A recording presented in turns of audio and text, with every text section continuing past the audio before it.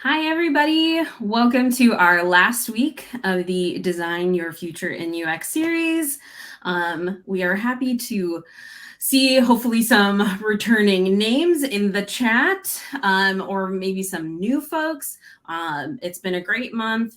And we're rounding out our conversations this week with Poi. We're going to talk about some behind the screens day in the life as a UX designer. But y'all know the drill. If you are a Designlab person, if you've been with us before, or if you've been to one of these events before, you know what I'm about to ask you. Jump in the chat. Tell us where you're from. Poi is actually very curious if there are folks from Designlab in this and like which course we're in. We want to really make sure that we're answering your questions in a thoughtful way this time. So please let us know where you're coming from. Hi from Germany, California, New Hampshire. We've got some Academy folks here. Welcome, welcome. For everybody joining, this session will be recorded. It will automatically be emailed to you at the end of the recording.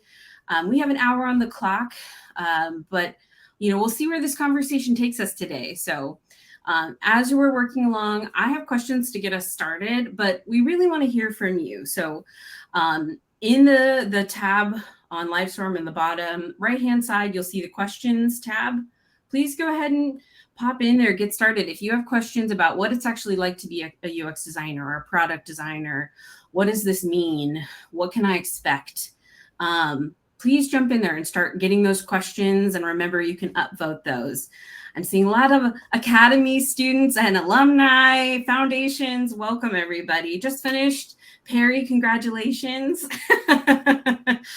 All right, so I will go ahead and kick it off, give you like my hi, who am I? I'm Jessica Campbell. I'm the Career Services Program Manager here at Designlab. I have been in all of these events, so you're probably used to my face by now. I'm a former creative recruiter. I've been through the UX Academy myself. And that's just a little bit about me. So Poi, I'd love to kick it over to you to launch our event. Tell us a little bit about you, where you're working, where you have like your history. Just give us your bio, if you will. Cool. Thanks, Jessica. So hi, everyone. Poi Chen. I am based in currently Sacramento, California. I'm currently a product designer working at Meta. Just a little bit of my history. So I started, I guess, initially when I got into design, I was a fine arts major student. So I was doing more traditional art. And that was towards the end of my college year. But right last minute before I graduated, I decided to transition into design, mostly to seek out the problem solving aspect of the work, which I was missing in art. So I really want to get into that. So I started exploring different areas and eventually found graphic design to be a good fit. So I started pursuing that, starting out by working on some side projects and then build a small portfolio to help me land the internship to start. And then after the internship, I was also able to use my portfolio to get a part-time job as I finished out my last year in college. And then once I graduated, I started working as a UI designer for small startups, and then worked for maybe 3 to 4 different startups early on in my career, all in the San Francisco Bay Area. Then I moved into a medium-sized company. Last 5 years, I was working for Czech, which is an education company.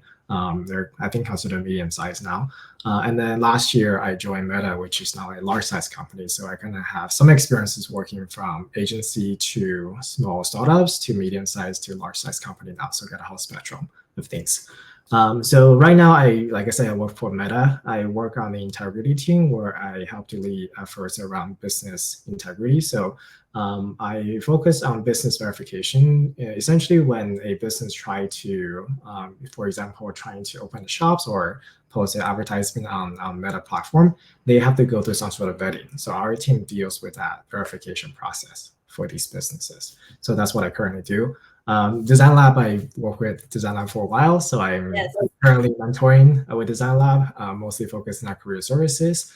So happy to be here and also answer any questions you might have. Yeah.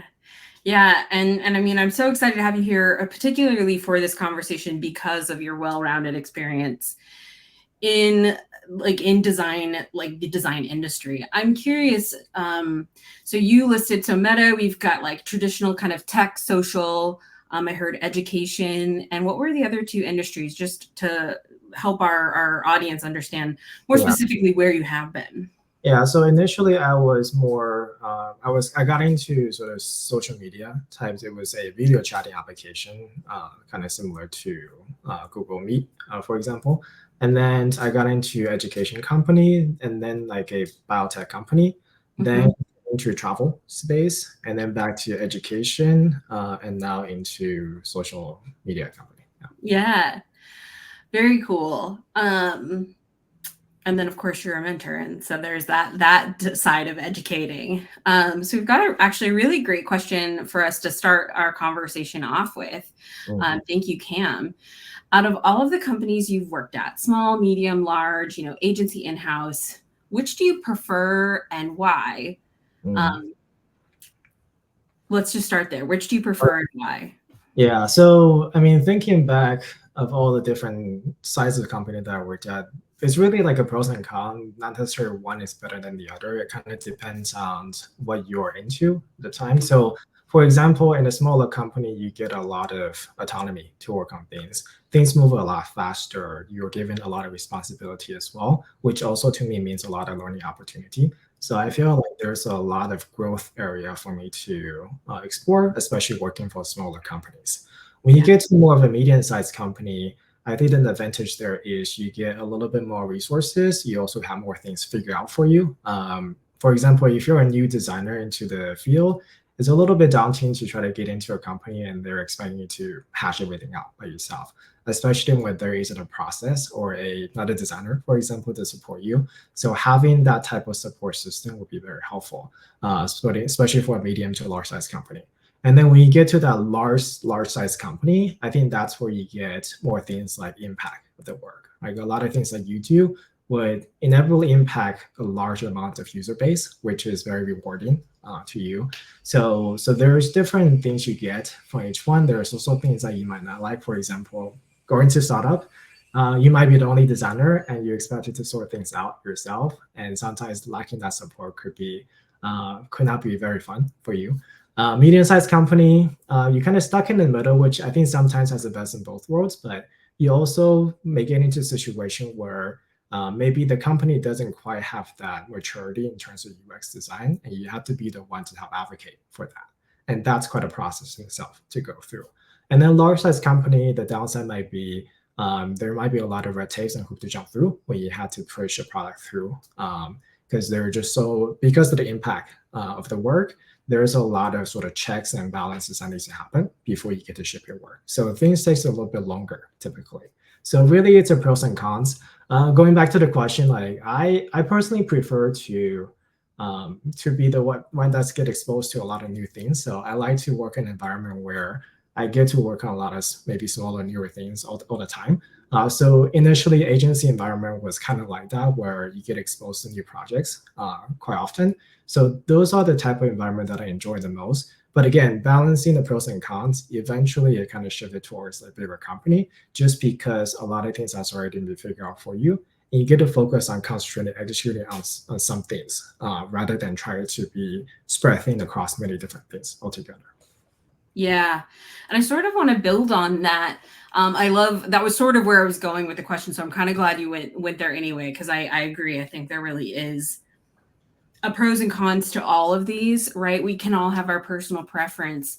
And I wonder if it feels like that preference changes either for you personally, if you've seen this through other designers, like as you progress through your career, like you might want one Yeah. at one point and then you change. Like it's not like a continuum of like I only like startups or Mhm. like you know Yeah, that's a great point. And I think for me, I feel like it's always grass is greener on the other side. So when I was in startups, I always want to get into bigger companies. But when now I'm at the bigger company, I also miss some of the aspect in the startup in smaller environment. So I guess definitely it changes as you navigate throughout your career. Your sort of priorities and needs might be different.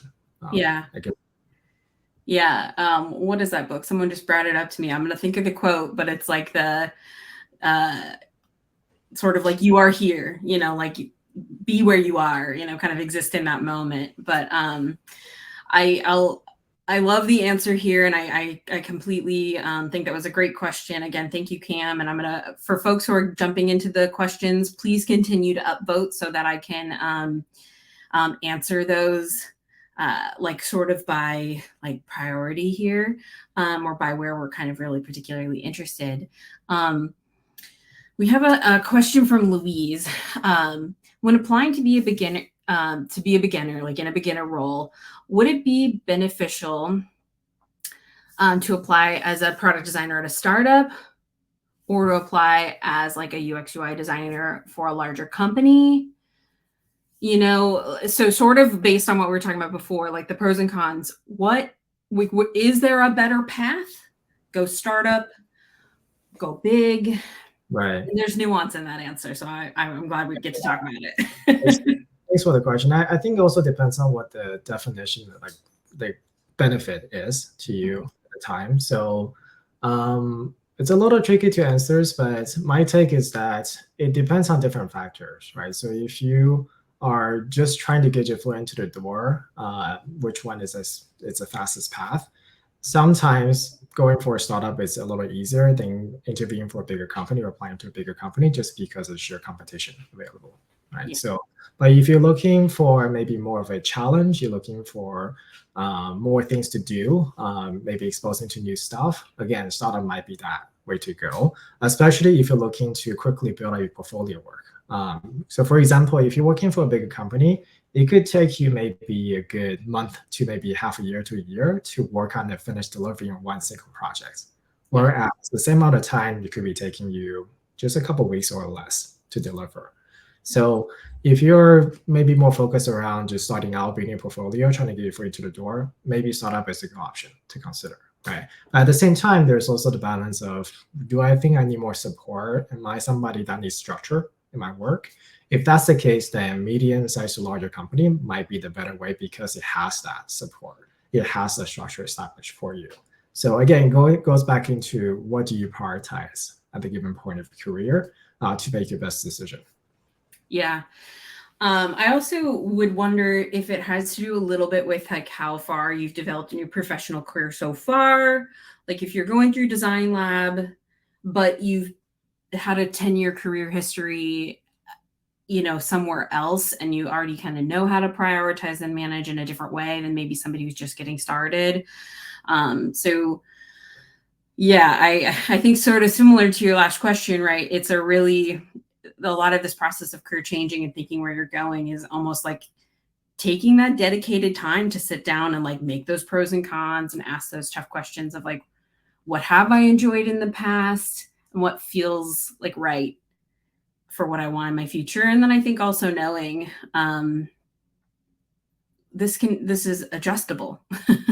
Just because you get that first job at a startup doesn't mean you have to stay there forever. That's a good point. And just to kind of piggyback or circle back to the other point you're making, I think, I think it depends on what you prioritize. And there's also other factors, right? There's life and other things, right? Sometimes people just maybe they have more things outside of work that they have to deal with and handle.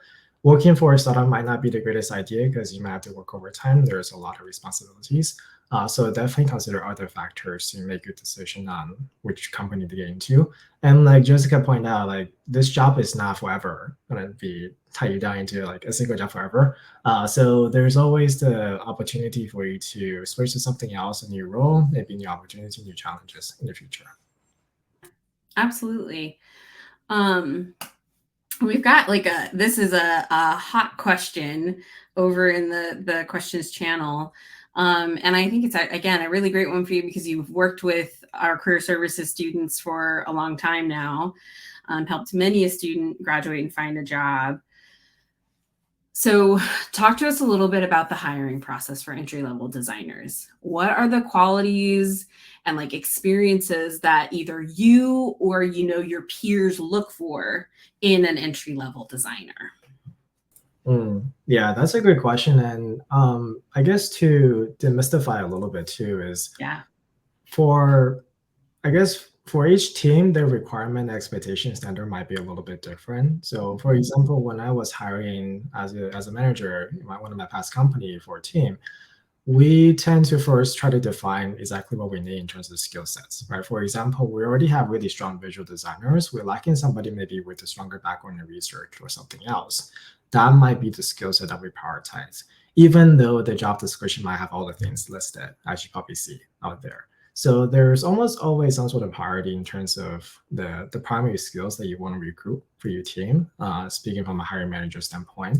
So each job will be different. I think the key is to probably identify what those focus skill could be for this company. And you can potentially guess that if they list it out as the first couple bullets in their job description. You probably notice the ordering is probably always different per company. Or if they mention it multiple times, or you have the chance to maybe speak to somebody from the team, or even speaking to the recruiter, they might have that information at hand to be able to disclose that to you, right? If they do give you that information, you can potentially try to focus on highlighting that during your process of talking to the company. So I guess the answer to this question is it depends, but I think there might be ways for you to figure that out yourself if you do a little bit more research and looking. Yeah. I'm also curious too. I kind of want to like dig in on that a little bit too, because like certainly having worked with like some of my students, and talking to mentors, you know, as we've hired in the past, I feel like there's also this conversation around like how you show up like in the actual interview, like once you make it to that stage. Yeah. You know, they've identified that yes, the skills are we're interested in that, but Mhm. like what do design leads, managers, you know, look for when they're in that conversation? What is that thing that goes, there's something here and I want to keep talking to you? Is it Right. skills? Is it attitude? You know? Yeah. So, yeah, I mean, just thinking about the interview process in general and the focus from the interviewer side, I think by the time you make it into the actual interview, like the first call with a hiring manager, like a designer, at that point, I think your hard skill has already been assessed to a certain degree, right? Mhm. Like they've seen your resume, they've seen your portfolio, they already kind of know what your visual design skill looks like at that point. So the hard skill is not necessarily the focus when you get to that stage. When you get to that interview stage, I think the focus will be more around that soft skill and also maybe other things. So, for example, soft skill wise, just going through the basic interview question can kind of get a sense of how you communicate. If they're not able to get a sense, there's usually like a presentation phase that you have to go through, which they'll further assess how you communicate your ideas then. Even if that's not enough, they sometimes have like a design challenge, which even further forces you to communicate more in more detail. Right? So that happens during the interview part. They tend to focus on your communication skill, will be one of the areas. I think otherwise, they will also probably look at maybe whether I think there is like always that quote unquote culture fit that I look for. And that really depends on maybe like whether try to see if you have any connection that could be associated with what they do.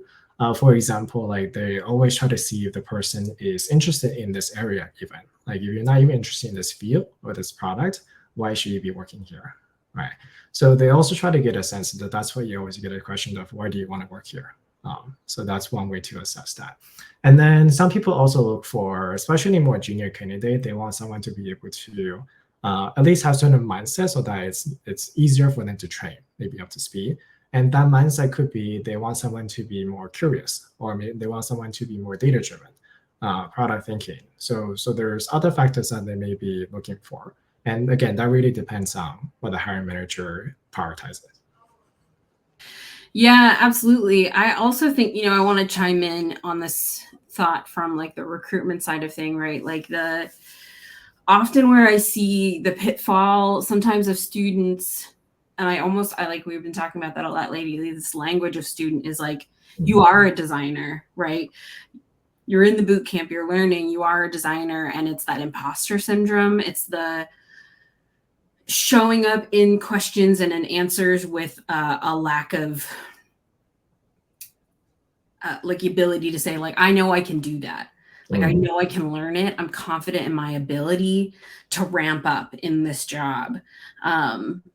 like maybe I haven't done it exactly like that before, but like you mentioned, like curiosity, right? Like I'm curious and eager because I'm interested in this company and I'm interested in the job and the field, and really showing up in that way in your answer. Mm, yeah. I think just on that note too, like a lot of times for these type of things that we can say that we're maybe a quick learner, we're Mm-hmm. resourceful. A lot of times they don't just want to listen to, they want to find evidence from you, right? So that's why they maybe introduce some sort of like quick exercises or have you list out actual example that happened in the past to demonstrate that you actually have that drive or have that knowledge. Yeah. So there's always that. So they're always looking for little clues to help them validate you as a candidate. Yeah. Yeah. And I think that is especially where, like I said, that a confidence that you have done it, even if it was solutioning or learning in a role that wasn't UX design, you've done it Yeah. before. So kind of shifting gears, like I said, like I really want to demystify, and I do think that understanding more about what the practice of the job is can actually help folks with those interviews because they know what's coming and can answer those questions in really thoughtful ways, and like spin their portfolios in ways that share a knowledge of what like product design is like. So we've got a really nice question here, and this one I swear comes up with every one of my students. How does a UX designer coordinate with your engineers? How do we grow that knowledge of like how to launch a project? So I want to separate those two out, but like first, like how do UX designers coordinate with engineers? Let's just, again, let's start there. Yeah. So I mean there is the what I consider more ideal coordination. There's Yeah. also less ideal ones. I think the less ideal ones feels more like, hey, I am working with a team that I don't really have access to. So sometimes I had to, force my way into conversations or try to reach out to them at different milestones, and maybe only at different certain milestones that I can reach out to them. Right. So that's what I consider maybe the less ideals of working. The more ideal ways of working will probably be the engineer is always there. Maybe they actually sit next to you at work so that you always have constant access when you're at work. But in terms of the process and within the project cycle, I love to be involved with these, get in touch with engineers from the get-go, the project. So when we start to get idea of what we might be working on, engineers should already be in conversation with me and other folks on the team about what we're potentially building and what we're prioritizing, right? And at that point, we also try to come up with plans together to figure out, okay, here's what our general approach might be. The details we can iron out. Each party might be doing its own thing to figure things out, but we should already be aligned on the general approaches when we get into before we even get into the project. And when we're executing on the project itself, designer might be doing designing, engineer might be building stuff already. But each side should also be communicating, especially at meaningful milestones. So for example, a meaningful milestone for designer could be I have my initial, let's just say, sketches of ideas. Then me share those out with the engineer to get quick high-level feedback on my thinking right now, and then I can start to iterate. Ideally, they will be able to, maybe they're the best person to help you come up with some ideas on a constraint that you need to be aware of. So sharing ideas as early as possible will be very beneficial. Other milestone could be when I have a wireframe, when I have a high fidelity prototype, or ideally also at the end when you have a finished product design, you should also check in with them to make sure everything is good. But essentially checking as frequently as possible, what I consider more ideal coordination with engineers. Right. Yeah. And again, the frequency of how you coordinate with the engineer and the ways might be different depending on the team and the culture. But try to strive for as frequent as possible. And I'm curious to like dig in a little further on that, like again, lifting the veil. Is that like, and I would imagine this is different between like even what you did, 5 years ago versus now, like with the tools being different, and also different between startup, mid, and large. Are those typically, DMs? Are they meetings? Is it annotations in a Figma file that then get handed off? Is it a combination thereof? Yeah, like what is the like almost like logistics of it feel like? And is there differences between industry or size of company, or is it just team preference? Yeah, I think getting down to the nitty gritties of like how actually work with engineers. I think technology change and culture definitely has an impact on how we do things, especially working with engineers. So, for example, I remember, like, say, 5 years ago when, say, Figma just got into the market, or when they're not around before that. That's when we do spec work, or like handoff specs, we actually have to write more documentation or use different tools to do redlining and actually detail out the exact spacing, all that stuff. I think Zeppelin was like a tool that was doing some of that job, and it became more Figma as well. So before like technology becomes more mature for design handoff, we had to do a lot of work manually, so which takes up a lot of our time. Nowadays, Figma essentially handle that entire process by itself, aside from maybe the motion stuff or interaction stuff, where we might have to do a little bit more specification on that. But tool-wise, nowadays it's becoming easier and easier, just because there's a lot more thinking around how we should be, developing and using these tools nowadays. In terms of the processes, it really, I guess, depends on, I guess I would say, the process and the culture. If you have access to engineers all the time, then it's much easier to communicate with them in different format.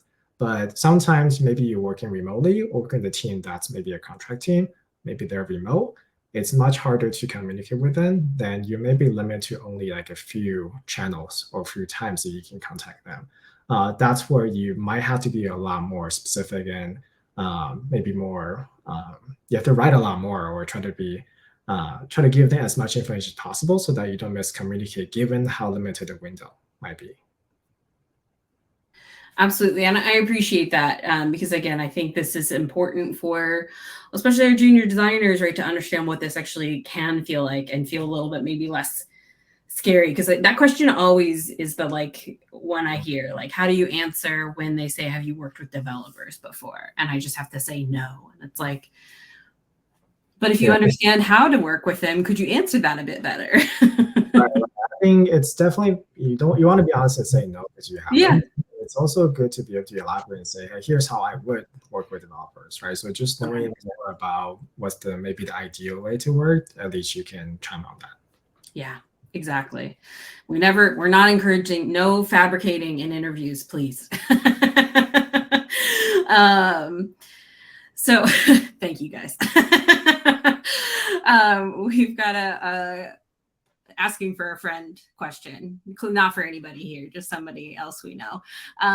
What advice would you have given your junior product design self? Like, what do you feel like would have been handy to know when you were a junior designer? Yeah, I think I'll probably give myself more of a heads up on what's to come, right? So I think when I started as a designer, I wasn't really aware that like design is much more than just like working on visuals and delivering a awesome looking visual design, right? I feel like nowadays a lot of my work, maybe as a more senior designer, is more like facilitation work. So I facilitate conversations, I try to drive alignment and more at that.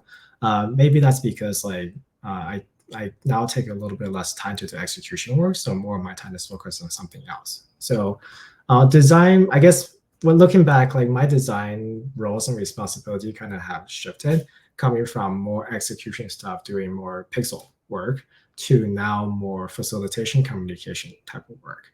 And given that I'm more of an introvert myself, I probably would, if I know earlier, I probably would have spent more time working on that area earlier on in my career. Versus halfway through, I have to now figure out, oh, I need to do this more. Now I need to actually take more classes or figure out ways to improve myself in this area. Yeah, I think that's a really great heads up because I do know I've seen that, like, what do I have to do if I'm an introvert wanting to get in design? And design is very, welcoming for folks who maybe like more of a one-on-one conversation like we're having right now. But yeah, that's a really interesting thing to think about. Like, you're here in your this stage of your career, everybody attending maybe right now, but it's going to continue to grow. And where is it going to go? And how are you prepping yourself for that? So we have a question that's been upvoted a lot. I've sort of been circling around it because I'd like us to answer it maybe together. I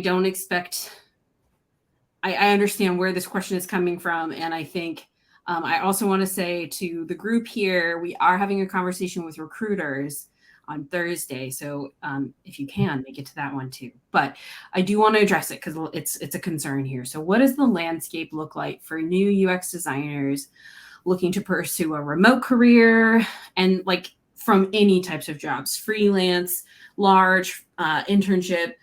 You know, what's the nuance there? And I'm curious to hear your thoughts on that, and I'll chime in as well.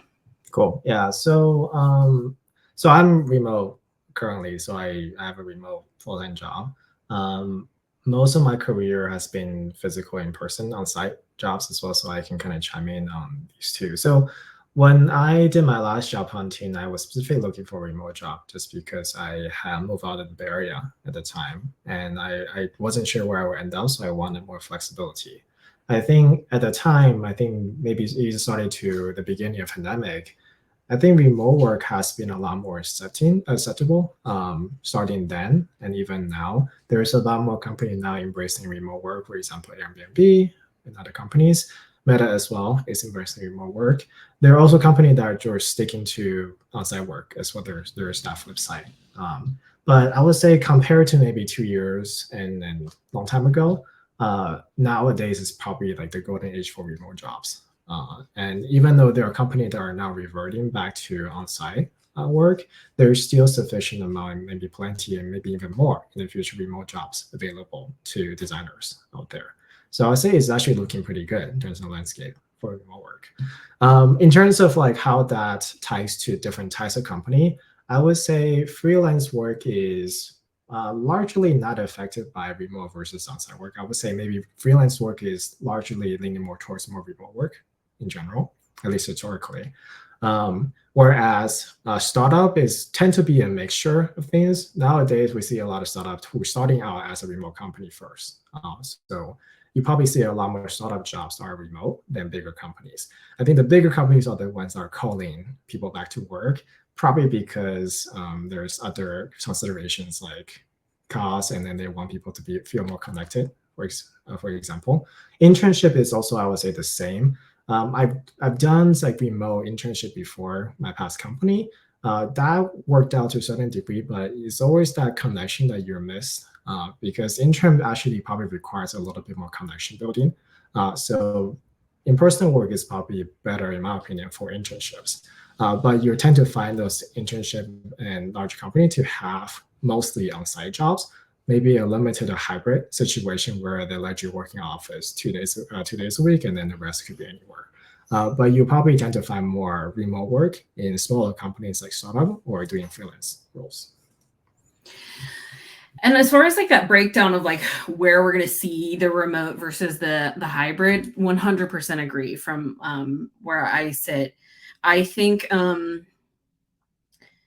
we certainly are. I mean, so when I was recruiting an agency, like what would be, God, 5 years ago now, there was like this want for remote work, but it really didn't exist in the same way. There really was still this like come into the office mindset. And then we saw a complete flip with COVID, where I think it felt like at the beginning and middle of the pandemic that we were like, office buildings were going to get sold like crazy and no one was ever going to work in the office again. And I think we are finding this like leveled out moment where there is more of a hope for hybrid because of things like probably Zoom fatigue.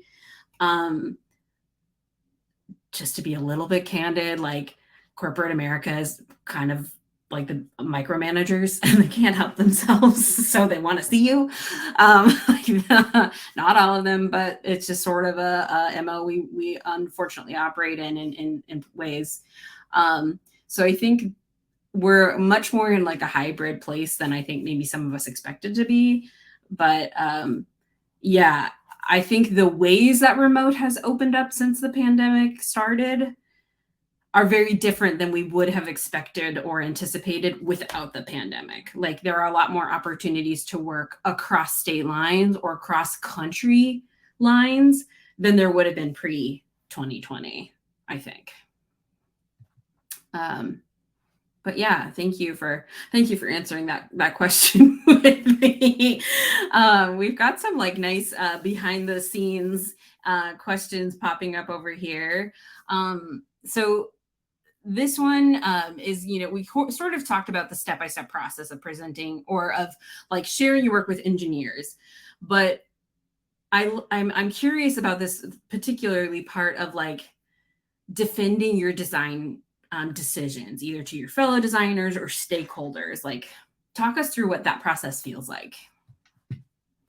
Yeah, that's a great question. And even though it depends, I'll try to give my version of what I think maybe an approach would be. So I think it depends on what you're trying to do, whether you're just trying to share ideas for general feedback or you're actually trying to make a pitch for ideas to be considered.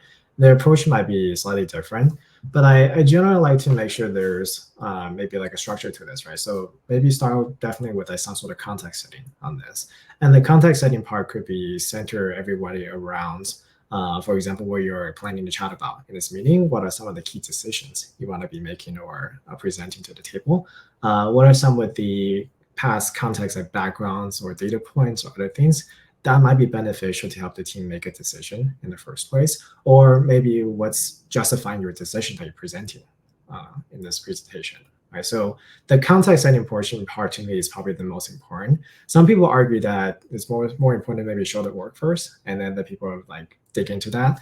But I think it really depends on your audience at that point. I think if you're presenting to your peers, might be fine with just jumping in to share the work directly and then people pick it apart. But for maybe other higher ups like management level, might be best to give them sufficient context before you ask them to look at something and make a call. Right. So to me, that context setting is always like a very critical part of that initial process. And then when you get into your work, again, you want to always try to make connections to how you made this decision. So whenever you have a point to connect it back to the goals of what you're trying to achieve or data points that informs your decision, that's always nice to have to make that connection. That's going to further reinforce why your design decision is the best on the table. Right.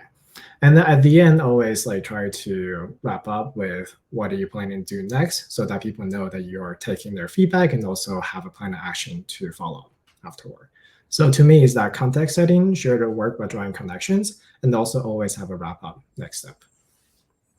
Absolutely. I feel like some things too is like depending on like maybe mid and low fidelity, like where you're at in your process. It can depend on where you're level setting, especially with like stakeholders. Like, this is really just a placeholder image. Don't worry about that. We're not digging into that. Or like, these are placeholder colors or, some of those design elements that they get really like, I don't like that pink. You're like, don't worry about that yet.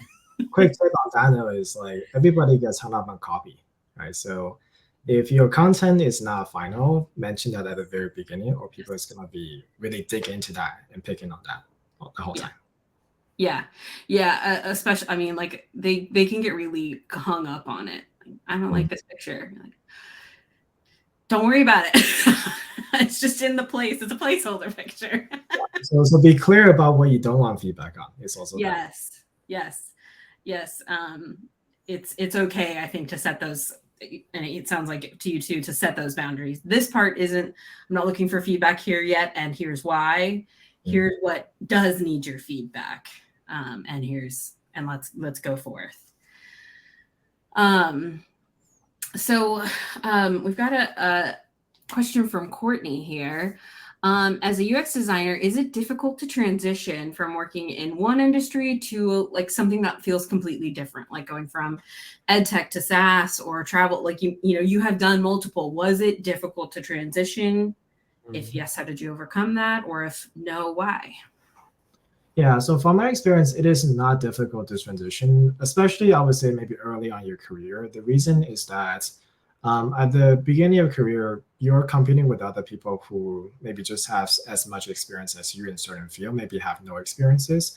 So before you maybe, for example, hit that 5-year mark of your career, it really doesn't matter which industry you're in before when you're transitioning to, because what they really care about is whether you have that process down or you whether have that design thinking mindset, whether you have that skill set to do the work, right? So as long as you check the boxes on those, what field industry you come from doesn't really matter. However, it is helpful when you have that, right? So if you're going from healthcare to healthcare, they would definitely look at that and see that as a competitive advantage. And then when you get to become more senior in your career, that's where this type of thing would matter because you're competing against somebody who also has 10 years of experience on the table, for example. And what it comes down to might be, hey, this person has 8 years of experience in healthcare, but you have none or just one. So that's where they might have a little bit more advantage over there because everything else on the table is somewhat equal at that point. So short answer, yeah, is beginner career probably doesn't matter that much. It should be fairly straightforward. But as you become more senior, that's when you should start considering maybe starting to specialize in certain areas. So, on that note, do you feel like it's important then for students to be very thoughtful, or our budding designers to be very thoughtful about these jobs that they take in the beginning?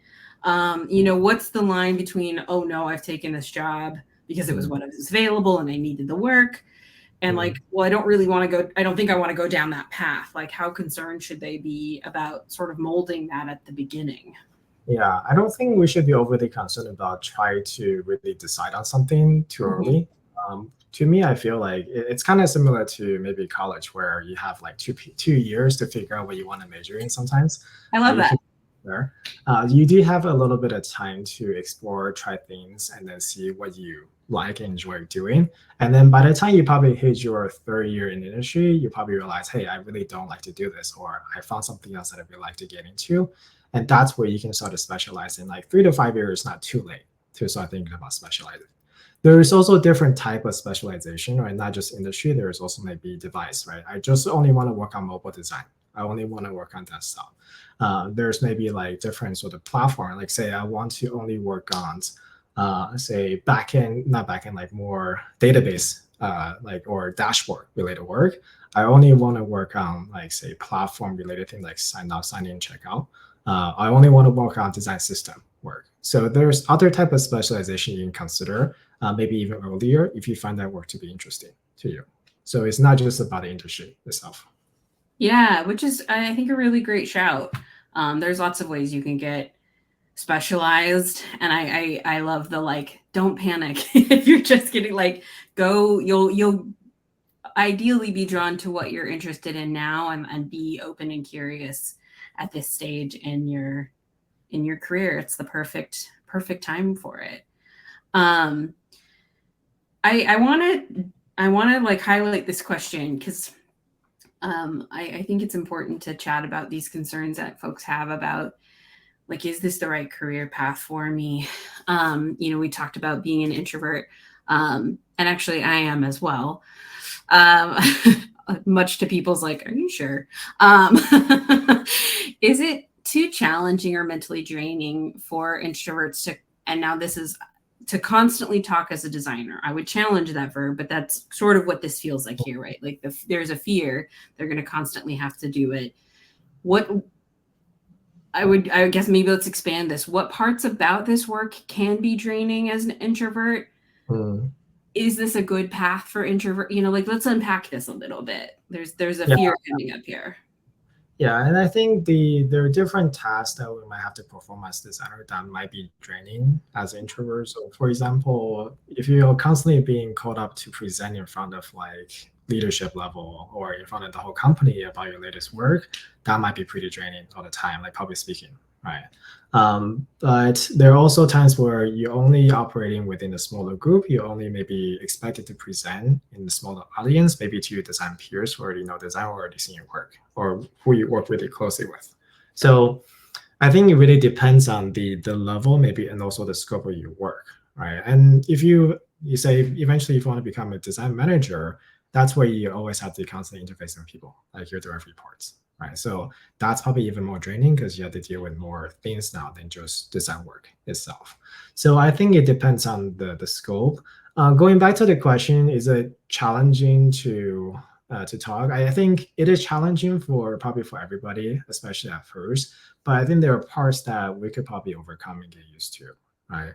Especially, I would say for me at least, like 70-80% of my time, if I ever to be need to interact with other folks, it is with my most immediate collaborators that I already work really closely with and that I'm comfortable with. So it's not really much of an issue that I have to go out of my comfort zone to talk to them. In fact, you might be really comfortable wanting to talk to them all the time. So most of the time it's like that. There's only a few occasions where I'll be calling in front of like a larger audience or leadership level that I have to present my work. In any case, it's only going to be half an hour or slightly longer. So it's not going to be like the deal breaker end of the world type of situation. And with a little practice, I believe most people can overcome that. Agreed.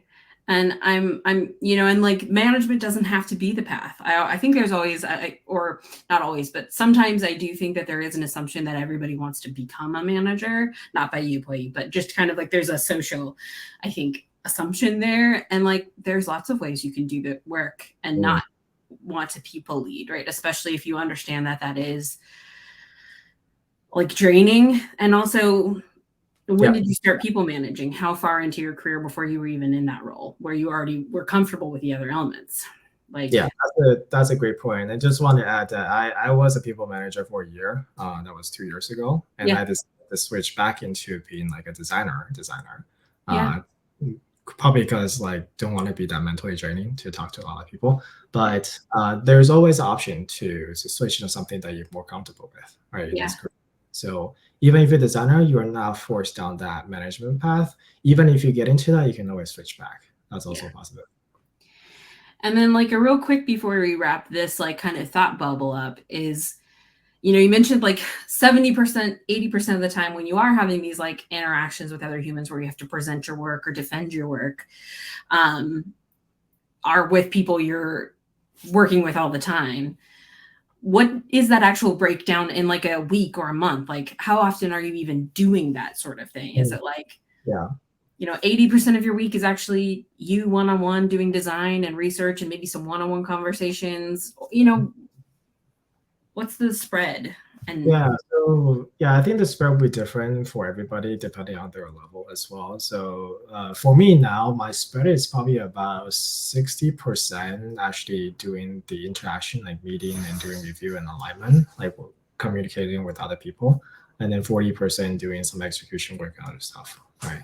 So within that 60% that working with other people, there's different formats and different audience. So like I said, people that I know that I'm comfortable with collaborating closely, there is like either a one-on-one setting versus a smaller group setting. So one-on-one, I tend to have one-on-one with most people that I work closely with on a weekly basis. Right? So every week I at least have a half an hour one-on-one. And that's where we might be spent to go over some latest design thinking or latest design iteration that we're doing to get a quick feedback or to work something else.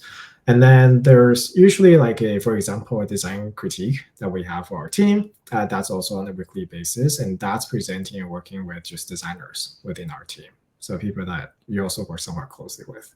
And then there might also be a team level sort of share out. It could be a quick update. It also could be actually walking through design work.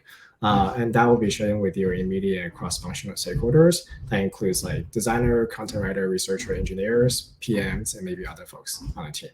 And there might be a couple of those depending on how many projects you work on. So the frequency of these type of interaction would vary depending on your level, scope of work, and what project you're working on at the time. Yeah. All that to say, I want to let like our fellow introverts know, like I think it all comes with practice. I think even like as extroverts, it takes practice, like, recognizing a non extrovert out there. And like, I think design is a great job for folks who like that. I think really the key is everything's about practice. But also, are you drawn to helping like human-centered problems? This is a great role for that. I mean, it's like the role for that. Through creative, through your creative avenues. There are lots of ways to help people, but this is a really good option for it. So we want to go back to the interview. I'm getting some a question and some interest in presenting your work. So not like we've talked about stakeholders and we've talked about with engineers, but what are the differences and how do you present it more through an interview? So for interviews, so going back to my last job hunting, which is about a year and a half ago, It also depends on the company. So for example, for a lot of companies out there, they sometimes just want to quickly check out your portfolio site. So I have presented through my portfolio site before, and for through that via that channel is probably just like quick walkthrough and quick overview of the work, probably less than 5 minutes. Most of the time there will be like a formal presentation to the team. That's where I usually bust out like a presentation deck. That to me felt like the most appropriate format to share. It's also easier to navigate as well.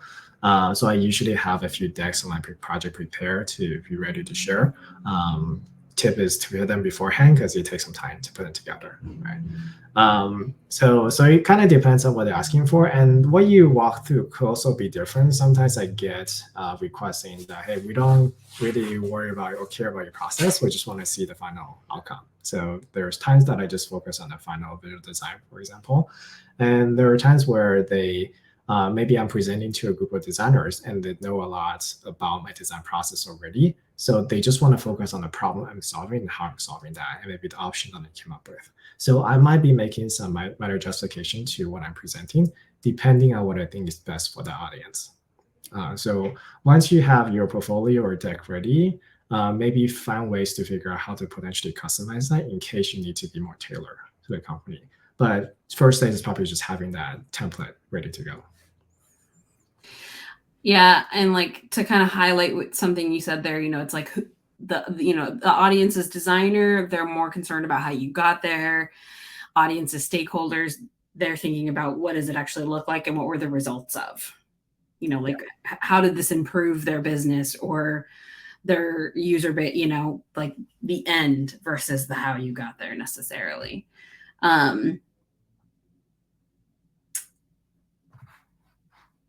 I want to switch gears. I'm looking through kind of I'm looking at the time.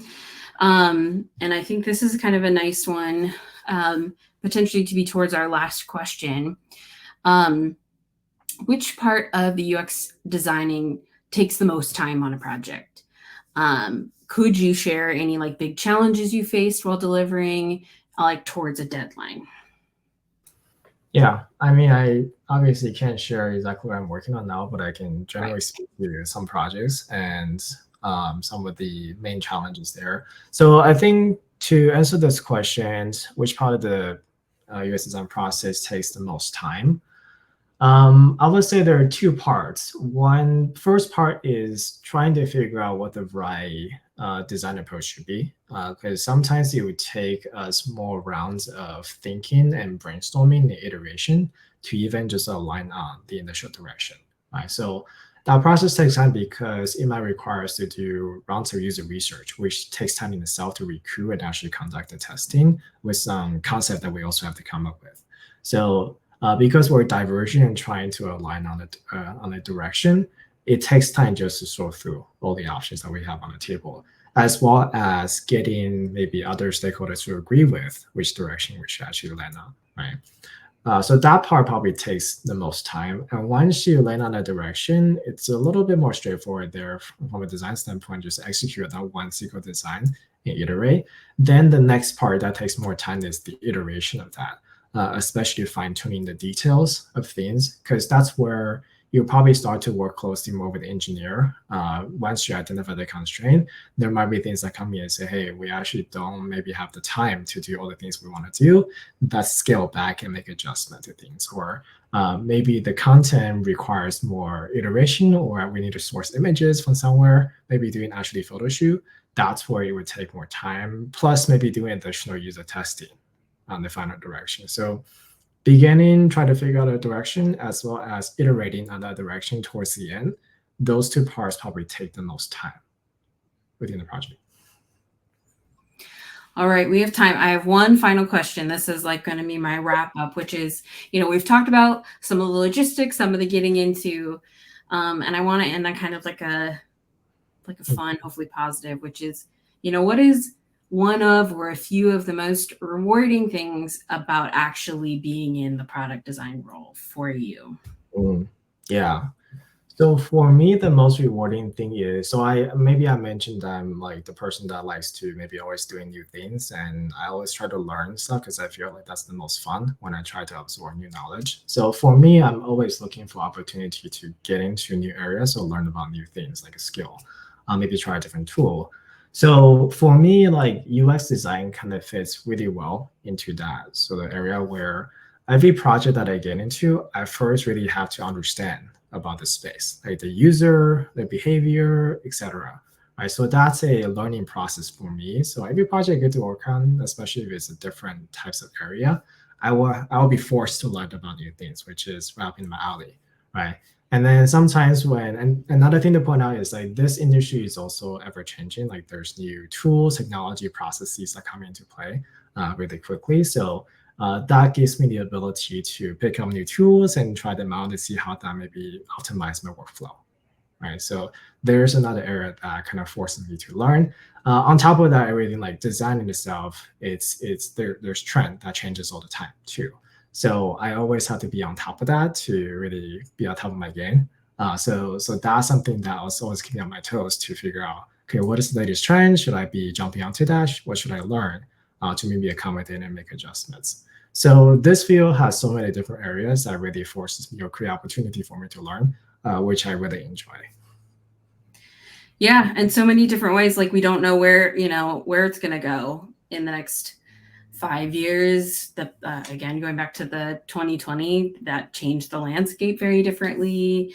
AI will change the landscape. Like it's all new and exciting and interesting. But thank you so much for being here and for answering our questions. Thank you everybody for coming. I really appreciate you being here.